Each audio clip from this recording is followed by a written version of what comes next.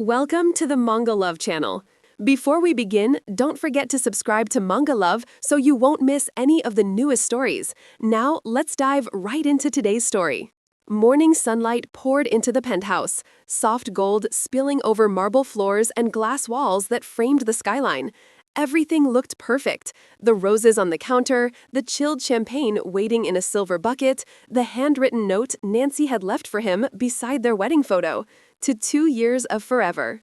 She stood barefoot in the kitchen, silk robe brushing her thighs, humming under her breath as she arranged strawberries on a tray. The city moved below her, restless and alive, but inside the apartment there was stillness, a rare, expensive kind. Mark was in his office on a call. She could hear his smooth baritone drifting through the half-closed door. Her phone buzzed on the counter. She smiled, expecting a message from her assistant confirming dinner reservations. Instead, the preview froze her breath. Unknown number.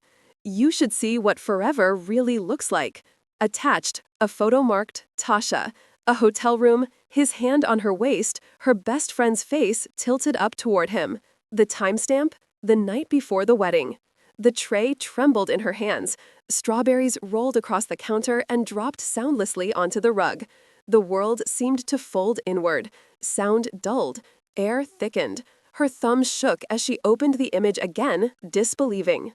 Then another message arrived. A thread of texts, emails, photos, dates, locations. 2 years of betrayal compressed into a screen's glow. Her knees nearly gave out. She caught herself on the counter, heart pounding against her ribs like it wanted out. She scrolled slower this time, forcing herself to absorb it. The dinners, the hotel check-ins, the soft declarations, words once whispered to her, now written to someone else. Tasha, her maid of honor, her sister in everything but blood. For a long moment, she couldn't move. Her mind screamed, but her body refused to follow. Then, somewhere beneath the shock, a colder instinct surfaced.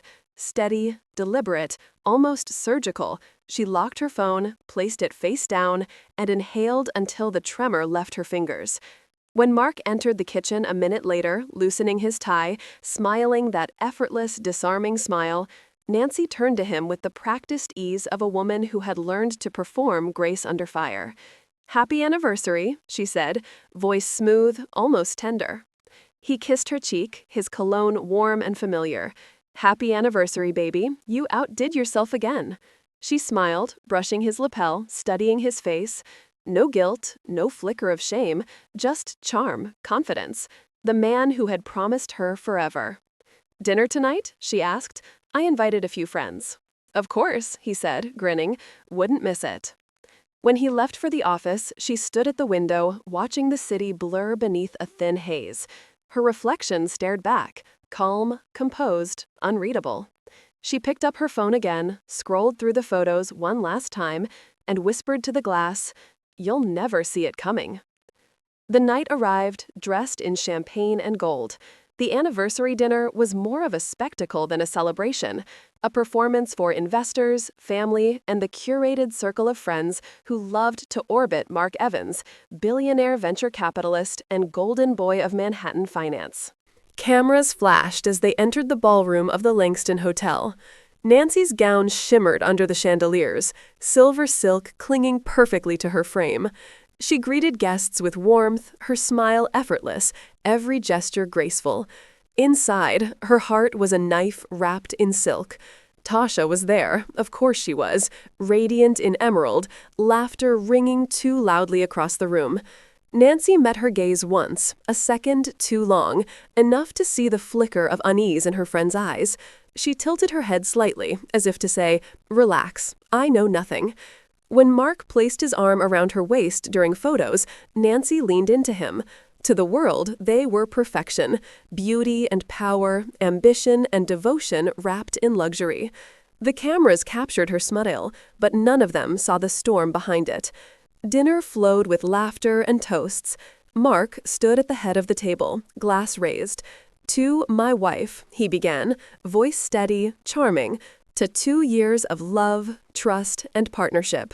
I couldn't imagine this life without you." Applause rippled through the room. Nancy lifted her glass, eyes glistening, not with affection, but restraint. She touched her flute to his. "To forever," she said softly, her tone flawless, practiced. The sound of crystal meeting crystal echoed, like a promise already broken. Throughout the evening, she played her part perfectly, leaning close when he whispered, laughing at his jokes, smiling at guests. But every detail she registered, every look between Mark and Tasha, every nervous flicker, every trace of guilt, she filed away with precision. By midnight, the ballroom emptied. Their driver pulled up to the curb, and Nancy slipped into the back seat beside her husband, exhausting, draping her shoulders. Mark's hand found hers. She didn't pull away. "You were incredible tonight," he said softly. "God, I love you." She turned to him, eyes luminous. "I know." The city lights strobed across their faces as the car glided through rain-slicked streets. Her reflection in the window watched silently as they passed familiar landmarks, the places that once felt sacred, now tainted. At home, Mark poured champagne and kissed her shoulder. His breath was warm against her skin, and for a fleeting second, she remembered what it felt like to believe in them. Then she saw the ghost of that hotel room flash in her mind, and the tenderness turned to ash. He fell asleep quickly, the scent of champagne and cologne thick in the air. Nancy sat beside him, knees drawn up, the dim city light casting his profile in golden shadow. Her gaze lingered on his chest, rising and falling, steady, peaceful, oblivious. She could have screamed. She could have woken him, thrown the phone in his face, demanded answers. But she didn't. That would give him power. That would give him relief. Instead, she reached for her phone and opened her contacts. Her fingers hesitated over a name, Carmen Lewis, attorney and old friend. She didn't press call. Not yet. She just stared at it, her reflection faintly visible in the black glass. Her mind replayed the images, his hand on Tasha's waist, the smile she'd trusted. She remembered their vows, for better or worse, in truth and trust. She whispered into the dark, "You buried those vows, Mark. Now I'll bury the illusion." Outside, rain began to fall again, tapping against the windows like a slow heartbeat. She rose quietly, wrapping herself in a blanket, and walked to the balcony. The sea sprawled before her, indifferent and alive, its pulse echoing in the distance. Below, headlights sliced through the mist, the hum of traffic blending with the wind. She felt the cold air on her face, sharp and cleansing. Somewhere deep inside, the grief twisted into something steadier, stronger, resolve. Tomorrow, she would smile again. She would laugh. She would kiss him. She would stand beside him at every public event. But behind that perfect facade, she would be dismantling his world piece by piece. No one would suspect the perfect wife. No one would see the quiet fire building in her chest. She turned back toward the bedroom, watching his silhouette beneath the soft sheets. "Sleep well," she murmured, voice steady, almost tender. "It's the last peaceful night you'll ever have." The clock ticked softly, the rain fell harder, and somewhere between heartbreak and vengeance, Nancy Martin began to disappear. The woman who loved him dying quietly, the one who would destroy him awakening in her place. Morning light stretched across the penthouse in muted gold, painting the floor in long, fragile streaks. The apartment was too quiet, the kind of silence that felt rehearsed. Nancy stood at the window with a cup of coffee cooling in her hand, watching the city come alive far below. Behind her, Mark hummed to himself, scrolling through his phone, smiling at whatever message flashed across the screen. She had learned to read his patterns. When he lied, when he thought he was safe. He always smiled right before he sent her a text, always kissed her forehead when he came home late. It was almost tender how predictable betrayal could be. She turned to him with a faint smile. "You're up early." "Big meeting," he said, setting his phone face down. "Might be a late one tonight." "Of course." She sipped her coffee, pretending not to notice the flicker of guilt that crossed his face. "Do you want me to wait up?" He kissed her cheek. Don't. I'll probably be exhausted. She smiled again, soft and convincing. Then I'll make sure you have breakfast waiting when you get back. He left soon after, tie straight, voice calm, footsteps echoing down the marble hallway. The door clicked shut. For a long moment, Nancy stood still, staring at the reflection of herself in the glass. Then she set the coffee down and picked up her phone. A message waited, from Carmen. "Are you sure you want to do this?" Nancy typed back, "I've never been more sure." By noon, she was in a downtown cafe, the kind of place where the air smelled like roasted beans and ambition. Carmen sat across from her, sharp as ever, her blazer immaculate, her gaze steady. "This isn't going to be easy," Carmen said quietly. "Mark's name opens doors. If you want to take him down, you'll have to do it without leaving fingerprints." Nancy stirred her drink slowly, eyes on the swirl of cream. "I don't want to ruin him publicly, not yet. I just want the truth, all of it. And when you have it," then she said softly, "I'll decide what it's worth." Carmen leaned back. "I can connect you with someone, a financial investigator. Discreet, but Nancy, this road changes people. You don't come out of it the same." Nancy smiled faintly, eyes distant. "That's the point." The next weeks unfolded like a carefully scripted play. Nancy became the perfect wife, warm, attentive, supportive. She accompanied Mark to charity galas, laughed at his jokes, placed her hand on his chest for the cameras. She whispered, "I love you," when he least expected it. Watched him soften, believing in her devotion. Behind closed doors, she worked.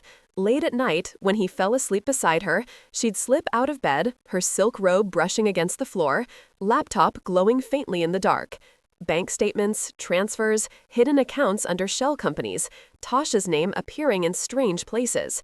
The deeper she dug, the more she realized this wasn't just infidelity, it was corruption wrapped in charm. She saved everything, screenshots, emails, ledgers, tucked away in encrypted folders. She learned the art of patience, the art of smiling through disgust, the art of revenge. One evening, she sat in front of the vanity, fastening diamond earrings as Mark adjusted his cufflinks behind her. Their reflection looked flawless, two people in love, ready for another night of networking and applause. "You look beautiful," he said. She met his gaze in the mirror. "Do I?" He smiled. "You always do."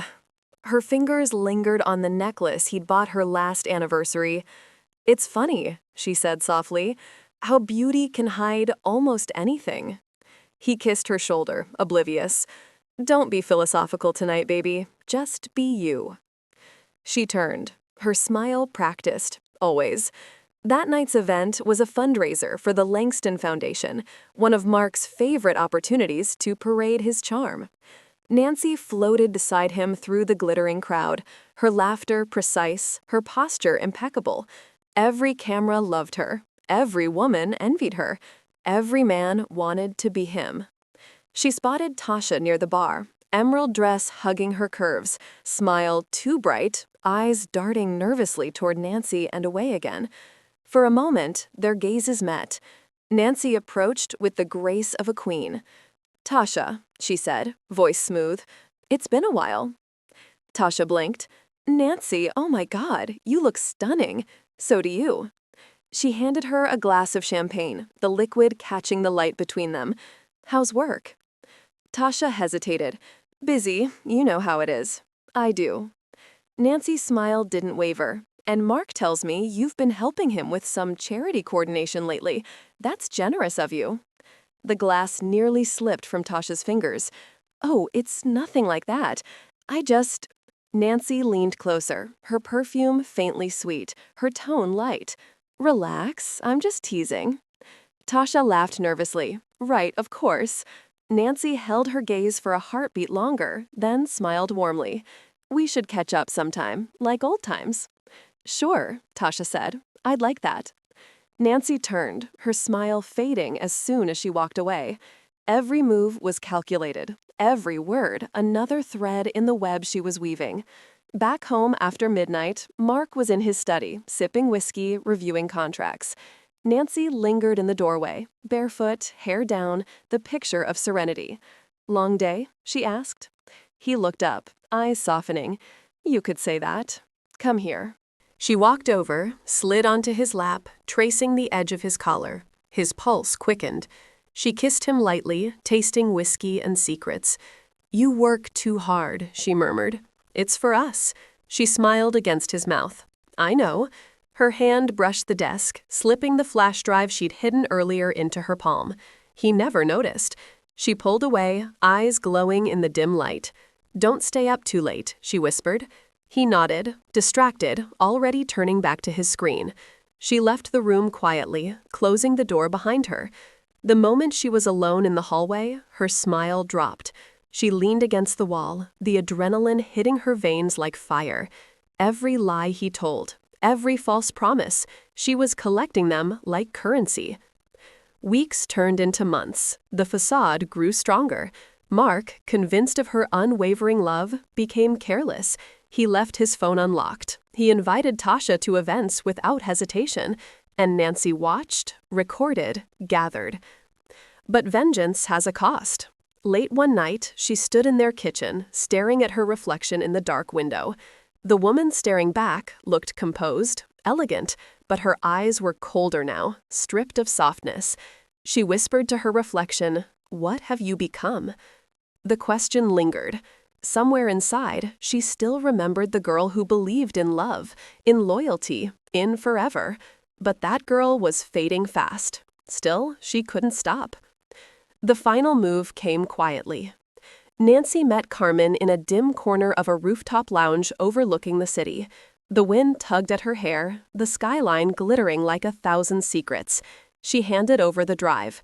"This is everything," she said. "The money trail, the fake accounts, the proof of the affair. Enough to ruin him." Carmen looked at her, searching her face. "And what do you want me to do with it?" Nancy's gaze drifted toward the horizon. "Not yet. He's not ready to fall. I just want to know that I can make it happen whenever I choose." Carmen nodded. "That's power, Nancy." Nancy smiled faintly. "No, that's justice. Just waiting for its moment."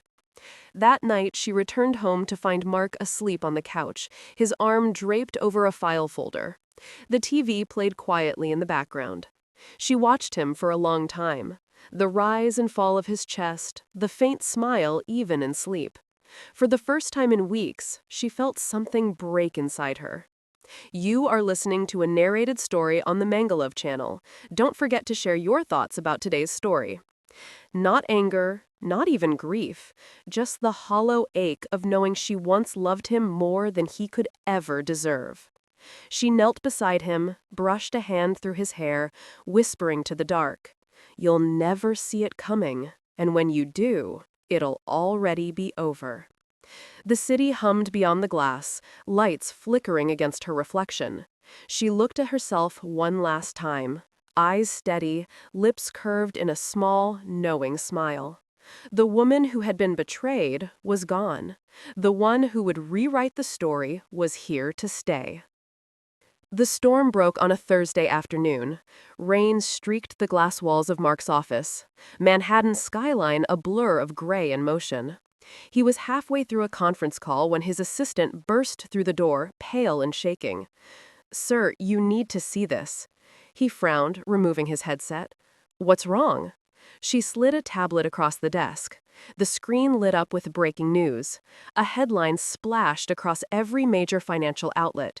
Evans Industries under investigation for fraudulent donations and conflict of interest. Below the headline was a photo of him hand in hand with Tasha Langston stepping out of a gala last month. The angle was damning, the implication devastating. Mark's heart froze. He scrolled through the article, seeing his name linked to offshore accounts, falsified charity transactions, and a personal entanglement with a board member. The sources were anonymous, the evidence precise, and the story lethal. He didn't need to guess who had the power to orchestrate something this calculated. Nancy sat in their penthouse, a single glass of wine untouched beside her. The rain whispered against the windows, thunder rolling softly in the distance. The TV played the same report she'd just sent to every major outlet, anonymous leaks tied to the financial misconduct she'd uncovered. It was a strange feeling, watching his empire begin to tremble. She expected satisfaction, triumph. Instead, there was silence, deep, echoing silence. The phone rang. His name lit the screen. She let it ring once, twice before answering. "Mark?" His voice was low, controlled, like someone balancing on the edge of panic. "You did this? I don't know what you mean." "Don't play games with me, Nancy. You think I don't know how this happened? You're the only one who had access to those accounts." She took a sip of wine, her tone calm. "Maybe you should have been more careful about where your money and your loyalty went." A pause. "You wanted to humiliate me." "No," she said softly. "I wanted you to see what humiliation feels like." His silence on the line was long, heavy. "You don't know what you've done." Her lips curved slightly. "No, Mark, I finally know exactly what I've done." She hung up before he could speak again. By nightfall, the story had spread across every network. Investors began pulling out. The board scheduled an emergency meeting. Mark's phone wouldn't stop ringing. He sat in the dark of his office, head in his hands, the city's lights flickering below like shards of judgment. He had built everything from charm and control, and now both were slipping. He thought of Nancy, her steady eyes, her quiet grace, the way she'd been distant lately, the way she smiled at him like she knew something he didn't. And then he remembered the day of their anniversary, the way her smile hadn't reached her eyes. She had known all along. Nancy walked into their bedroom hours later, the smell of rain still clinging to her coat. She took off her earrings, placed them neatly on the vanity, and looked at herself in the mirror. The woman staring back wasn't the same one who had cried in this room weeks ago. Her pain had been reshaped into something sharper, more deliberate. She didn't flinch when she heard the door slam open. Mark stood in the doorway, rain-soaked, eyes burning. "What did you do?" She turned slowly. "You should probably dry off before you ruin the floors." "Don't you dare!" His voice cracked. "Nancy, tell me you didn't leak that story." Her expression didn't change. "Why, so you can feel better about betraying me?" He stepped closer, water dripping from his coat. "This isn't just about me. You've destroyed my company, our reputation, our—" She laughed quietly, the sound cutting through the room like glass. "There hasn't been an us since the night before our wedding. Remember her? My best friend?" His face fell, the color draining. "You found out." "I found everything," she said, her voice low and trembling with restrained fury. "The lies, the nights, the messages. 2 years of watching you hold me with the same hands you used to touch her." He moved closer, desperate. "Nancy, I made a mistake." "You made a choice," her words snapped through the air. "And now I've made mine." He stopped a few feet from her, breathing hard. "What do you want from me?" "I want you to feel the weight of what you did," she said quietly. "I want you to lose sleep. I want you to know what it's like to be stripped bare in front of the world. And I want you to live long enough to realize you destroyed the only person who ever truly loved you." Mark's voice broke. "I never stopped loving you." She closed her eyes. "Then you shouldn't have stopped respecting me." The silence between them was deafening. When she opened her eyes again, there were tears, but not weakness. Strength, clarity. "Get out," she whispered, "before I make the next leak public." He stood frozen, then turned and walked out, the sound of the door echoing like a final sentence. Days turned into weeks. The media storm raged. Tasha fled the city, chased by scandal and shame. Mark's companies spiraled under investigation. And Nancy became untouchable. Her calm composure on camera, her poised silence, turned her into a symbol of grace under betrayal. Fashion magazines called her the woman who rose from ashes. But at night, alone in her new apartment, she would sit by the window and wonder when revenge had stopped feeling like justice and started feeling like grief. One night, there was a knock on her door. When she opened it, Mark stood there, thinner, paler, the arrogance gone. He looked human. "I need to talk," he said softly. She hesitated, then stepped aside. He stood in her living room, taking in the changes. Her art, her calm, the quiet absence of him. "You moved out." "I had to," she said. "That penthouse was a graveyard." He nodded, eyes lowered. "I deserved that." There was a long pause before he spoke again. "They're removing me from the board. The investigation's closing, but it's over. Everything I built. And Tasha? Gone. I haven't seen her in months." Nancy folded her arms. "So now you've lost everything. Is this where I'm supposed to forgive you?" He looked up, eyes red. "No, I came to tell you you were right about all of it." Her chest tightened despite herself. I don't want your pity," he said. "I just want you to know I was never in love with her. I thought I was. She was easy. He swallowed hard. "You made me face who I was, and I was too weak to be that man." The confession hit her like wind, painful, hollow. She turned away, voice trembling. "You don't get to say that now. You don't get to make it mean something." "I know." He stepped closer, his voice low. "But if I could take it back, if I could go back to that night before our wedding, I'd choose you every time." Nancy's eyes filled. "You already did choose, and it wasn't me." For a long time, neither of them spoke. He looked at her one last time, eyes filled with regret. "Goodbye, Nancy." When the door closed behind him, the silence was heavier than before, but cleaner somehow, like the first breath after drowning. She walked to the window, staring out at the city lights. Somewhere in the chaos, she felt something inside her finally let go. Maybe forgiveness wasn't the same as forgetting. Maybe letting go wasn't weakness. It was survival. She whispered to the skyline, "We both buried the vows. Now I can live again." The city glimmered in the distance, indifferent, yet alive, just like her. The city was quiet, but Manhattan never truly slept. Streetlights reflected in puddles from the early morning drizzle, painting streaks of gold and silver on the asphalt. Nancy Martin stood on her new balcony, wrapped in a soft cashmere sweater, the wind tugging lightly at her hair. For the first time in months, the silence didn't feel heavy. It was hers. She inhaled deeply, letting the crisp October air fill her lungs, steadying the pulse of her heart. She had survived betrayal, scandal, and heartbreak. Now the weight she carried was different. It was freedom. Her phone buzzed on the table behind her. She didn't need to check it to know who it was. Mark. She hesitated, thumb hovering over the screen. He had requested one last meeting.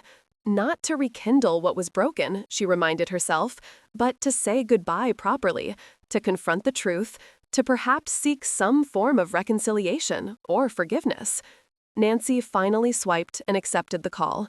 "Where?" she asked, calm but deliberate.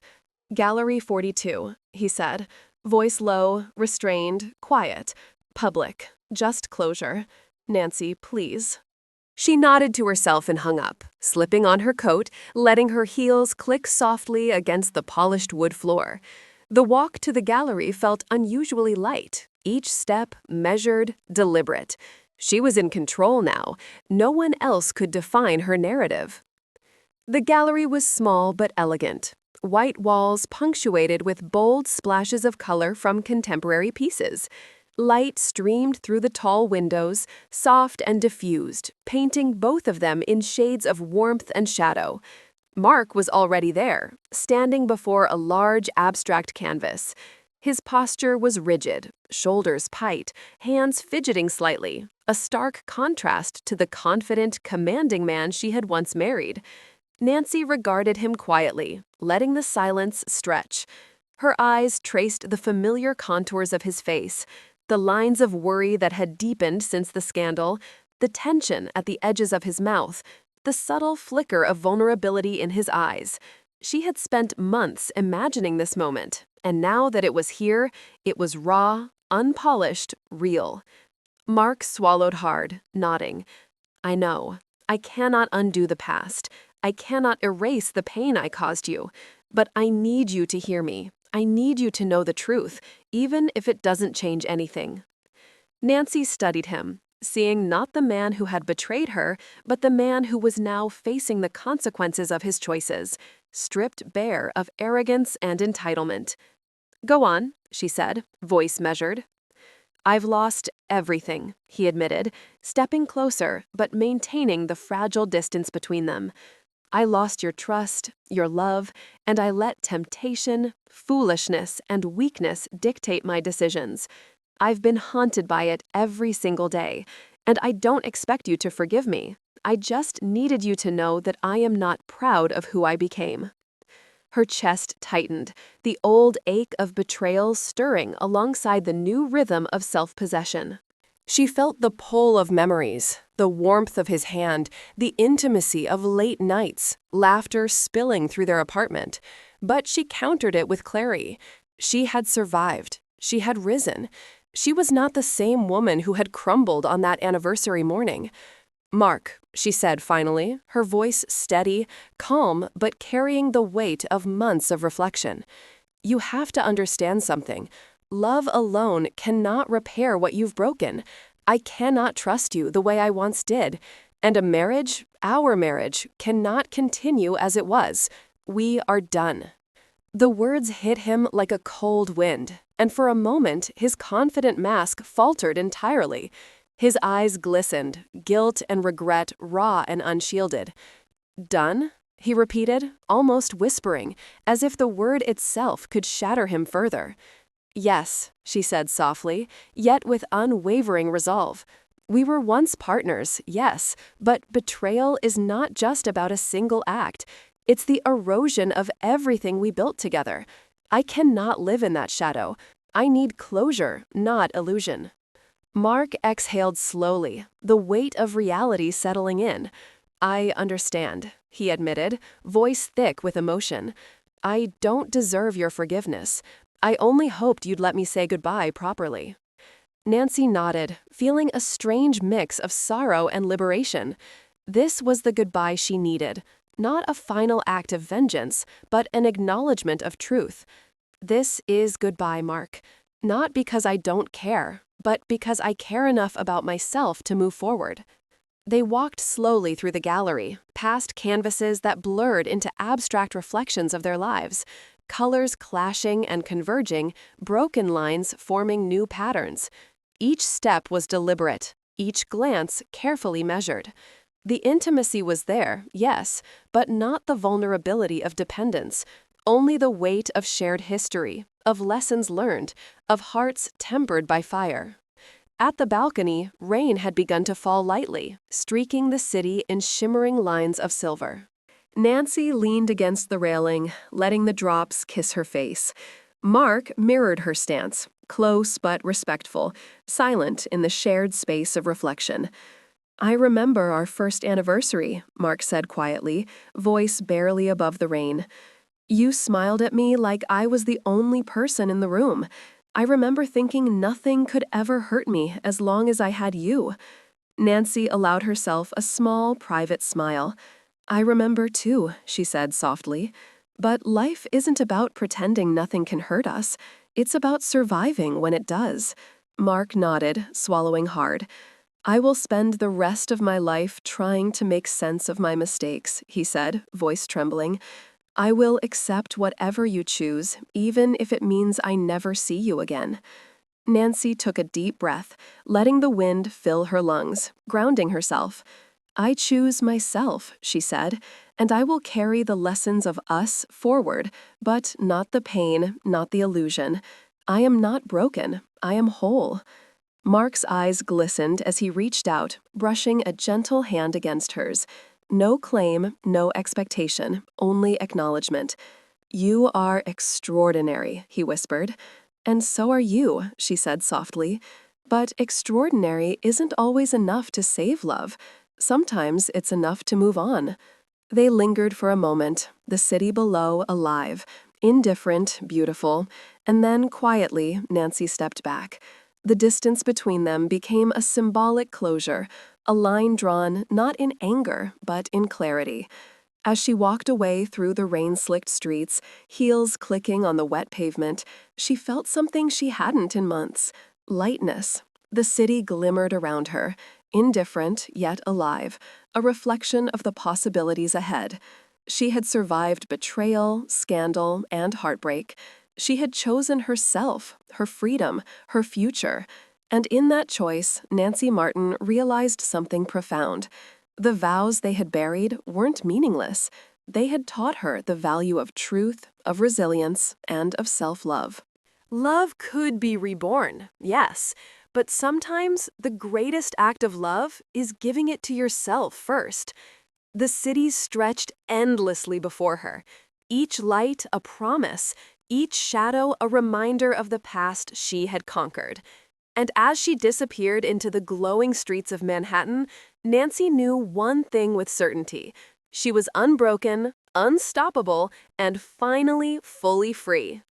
Thank you for listening to MangaLove Storytelling. If you find the story meaningful and enjoyable, please remember to give MangaLove a like and subscribe so you won't miss the newest stories. Wishing you a wonderful day.